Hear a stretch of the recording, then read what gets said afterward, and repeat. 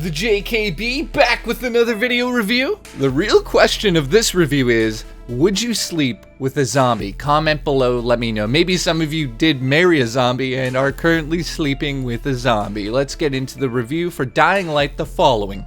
I'd like to thank Techland for sending over the review copies. You guys are sweet. I want to touch your tits. I highly suggest you go out there and play Dying Light before you jump into the following. Now, the Enhanced Edition comes with everything that's been released so far, including the new expansion, the following. Of course, I don't like to give away any of the story. I'm just going to say the main protagonist is back. The virus, of course, has been successfully controlled with a drug. Now, this drug is running out, and at your home base in the city, the efforts to produce a cure are unsuccessful. So Crane decides that he has to go outside of the city. And the reason he does this is really interesting to me. He hears that a survivor outside of the city wall has been talking some crazy shit. And that crazy shit is that people outside of the city have figured out a way to fight back the virus, to not become infected. And it actually is a religious cult called Children of the Sun, who worship the Mother, who is apparently the source of the immunity of the virus. The map in the following is gigantic. It is just as big, if not bigger, than the map in the original game. And when you are traversing this map, you realize early on that it's going to be interesting to do it alone, but they've introduced something called a dune buggy. And this is where the Mad Max effect comes into the game and introduces a whole new gameplay mechanic that I can't get over. It is so much fun to go online with your friends and get in that dune buggy. In terms of the dune buggy mechanics, absolutely love it. So much can be done with this thing. Obviously, you're going to use this to get around the open world and mow down enemies, but it also has its own separate skill tree and weapons, which include spikes, flamethrowers, UV lights, which are very important in this game, electrical cages that will zap a zombie if they touch it, and other upgrades can be added to the buggy to increase its combat abilities. Abilities include such things as the power of the suspension, the engine, the brakes. You can also choose over 40 different paint jobs to customize the car, and one of the cool aspects that I really love in this game that brings in that whole RPG feeling is you must collect fuel in order to drive the buggy, and this is something you didn't have to do in the previous game.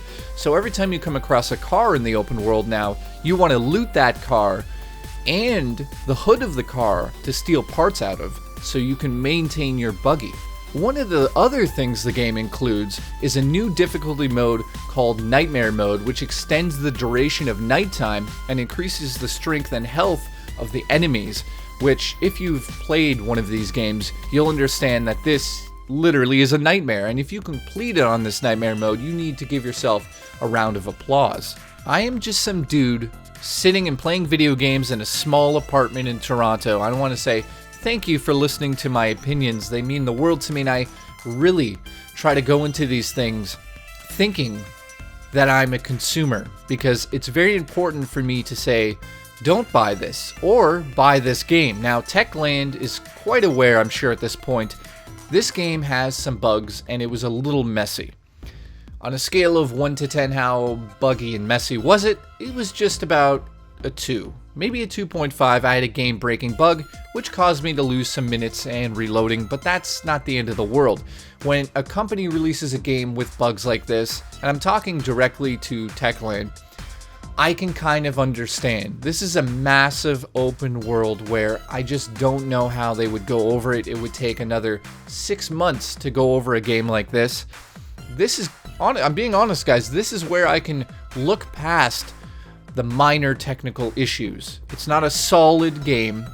However, 85-90% of it is. Let me get to the final score of Dying Light the following. I'm going to give it an 8 out of 10, and I'm going to tell you why I'm giving it an 8 out of 10. The new dune buggy, gameplay mechanics, all of that, RPG elements, they're really, really well done. The buggy has no issues with it. It controls amazingly. The open world environment now is much more open because there's less buildings. You're going over jumps. You're racing around. You're collecting fuel for your buggy. This brings a new survival instinct into the game, and at nighttime, I gotta be honest, when you're driving through a field with the dune buggy, it's freaky, and zombies will jump onto the side of the dune buggy, and I highly suggest to use headphones with surround sound. It scares the shit out of you. So if you're the type of person that likes horror games, this is so underrated. Dying Light should have sold a lot more than it did. I'm telling you guys, RPG elements are there.